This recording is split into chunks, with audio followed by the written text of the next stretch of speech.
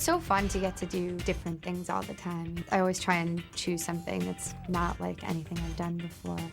Coming up on this edition of Movie Star, the career of Oscar-nominated actress Natalie Portman. It's like practicing empathy, you know, your job is to imagine what someone else's life is like and to like feel what they're feeling and think about what they're thinking. Natalie Portman earned her first big break at age 11 and grew up before our eyes. Then, as a Star Wars cast member, she cemented her place in movie history and developed a reputation as an industry favorite.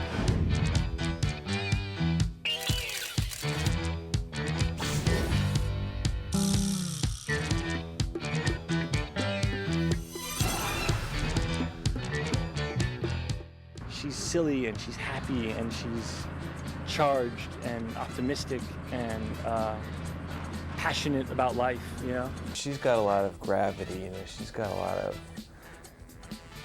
well, obviously going places. She's very, very smart, you know, very, very well read and, you know, looks amazing up on the screen. So, you know, it was good to have Natalie Portman the first time out. Portman is among a select group of former child stars, including Scarlett Johansson and Elijah Wood, who continue their careers into adulthood. According to film historian Pete Hammond, Natalie's made smart choices. Natalie Portman's one of those wonderful stories of somebody that starts out acting so young, you know, 11, 12 years old, and is able to transition almost flawlessly and seamlessly into an adult career. She was born Natalie Hirschlag on June 9, 1981 in Jerusalem, Israel. Her father, also born in Jerusalem, is a doctor. Her mother's an American-born artist. Natalie was 3 when her family moved to the United States. She went to high school in New York and graduated with honors. I mean, you do what you can because, I mean, you just look at a little, you know, I look at my dog and I'm like, I don't want to eat your brothers and sisters, you know? Portman was 11 when she was discovered by an agent in a pizza parlor. Her first movie at age 12 is an action thriller, The Professional. She plays a girl who seeks revenge with the help of her neighbor, an assassin, for the murder of her brother. The first big film that she did, which was called The Professional, also known as Leon, was an eye-catching part. It was kind of a young little Lolita, and it wasn't the typical kind of role that a 12-year-old would get. So she got a lot of attention for playing this role early on, and immediately put her in a different category than some of the other contemporaries that she had. The Professional filmed in New York. 1 year later, she was working with Al Pacino on the crime thriller Heat. Natalie, who only took jobs during school vacations, juggled 3 roles in Beautiful Girls, Everyone Says I Love You, and Mars Attacks. The first, Beautiful Girls, co-stars Timothy Hutton. It's about small-town friends who meet for their high school reunion. Natalie plays Timothy Hutton's mentor. They're living in a fantasy that they want these like models, you know, and obviously they're not going to get any of these models. And so Marty is kind of telling them, you know, you've got to be happy with what you have in front of you. After Beautiful Girls, Portman worked with director Woody Allen on the musical Everyone Says I Love You. Her co-stars include Drew Barrymore, Alan Alda, and Goldie Hawn. She talked about making the comedy backstage at the MTV Movie Awards with actor Gabriel Byrne by her side. It was crazy. We had all this paparazzi around, and we also had a lot of kids who loved Drew and adults who loved Goldie and Alan, and everyone was just banging down everyone's trailers. It was crazy. Most of the actors did their own singing for Everyone Says I Love You. Woody Allen created a happy set.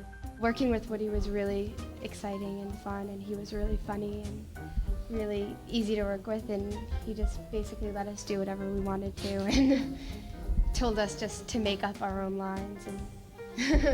Portman worked with her Everyone Says I Love You co-star Lucas Haas on her next picture, Mars Attacks. He would later become her boyfriend. Mars Attacks is a sci-fi comedy about the Martian invasion of Earth. Tim Burton directed.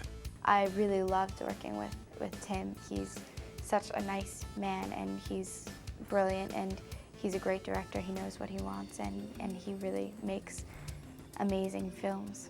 There was a spirit of like, people they knew they were acting to imaginary characters, so that kind of made it not so heavy or tense that sometimes can be on a set. We're all gonna be killed!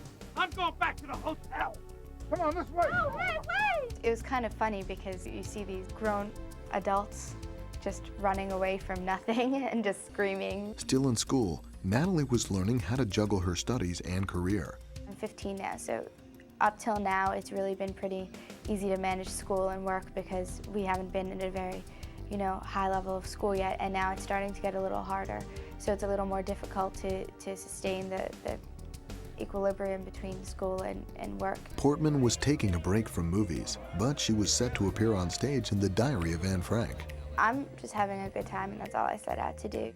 Part of the fun includes attending premieres, which Natalie did for Mars Attacks. It's got the alien story, and it's funny, and also it's just like, it's got kind of a message too. Focusing on her schoolwork, Natalie took 2 years off. She returned to the big screen in a high-profile role in Star Wars Episode I: The Phantom Menace, directed and written by George Lucas. This prequel to the original Star Wars series follows the early years of Darth Vader.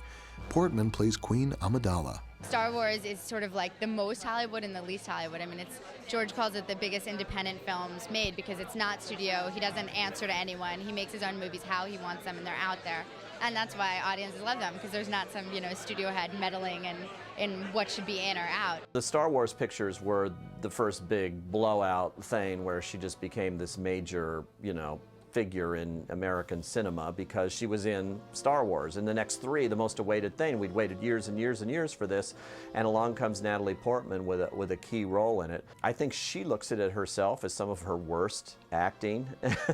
And I don't know, you have to have sympathy for any actor thrust into these pictures. They're not actors' showcases. Portman worked with another up-and-coming actress in Star Wars. Keira Knightley plays her maiden, who disguises herself as the Queen to confuse would-be assassins. Now 17, Natalie couldn't attend the Star Wars Episode I: The Phantom Menace premiere because she was studying for finals. In an effort to avoid typecasting in science fiction, Portman chose a more down-to-earth role for her next feature. Anywhere But Here focuses on a mother-daughter relationship, and co-star Susan Sarandon. I hate my hair. It's one of your strongest assets. I'm gonna cut it off. Over my dead body. Okay. It's Anne becoming a woman and Adele dealing with it. Sarandon was so impressed with Portman, she refused to do Anywhere But Here without her. When they talked about different people, Natalie had always been at the forefront, and the one thing I knew was that if you didn't cast somebody who seemed whole and healthy and had her own grace and her own intelligence, I would just be bullying somebody up there for 2 hours, and who wants to watch that? Watching her has been one of the greatest, learning experiences, acting-wise, of my life, just watching her act. You didn't get the job? It's in the bag, baby. Natalie proved her acting ability when she was nominated for a Golden Globe Award for Anywhere But Here. Martin Sheen made the announcement.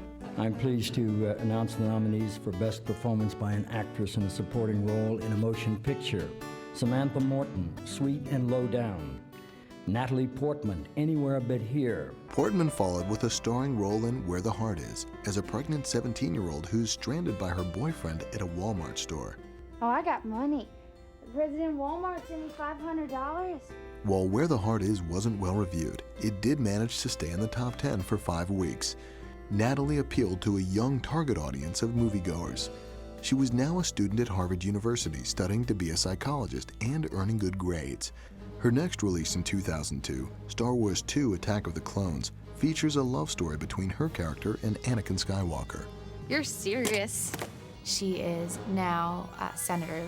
She had been the queen, but her reign ended. She was thinking of maybe just leaving politics. The new queen asks her to stay and help out and be a senator, so she's still in the political scene. Star Wars Episode II: Attack of the Clones had the biggest budget of any Star Wars film, but wasn't the top moneymaker in 2002. Harry Potter and the Chamber of Secrets and Spider-Man earned more. Weeks after the release, Portman turned 21. 1 year later, she graduated from Harvard. Her next job was a small but memorable role in the Civil War drama Cold Mountain. Jude Law co-stars and Anthony Minghella directed. During the premiere, Minghella explained why Natalie's scene helped convey the movie's meaning. It's salutary in a way that we still believe that the cleanest and quickest way to solve a problem is to point a gun at somebody, and this film tries very hard to say perhaps there are other ways to solve the problems. Cold Mountain was nominated for 7 Academy Awards. Portman's next release, the coming-of-age picture Garden State. Coming of age, I think, has just been sort of delayed a bit, maybe by, you know, our school system or the way we foster and protect our young people. 1, 2, 3.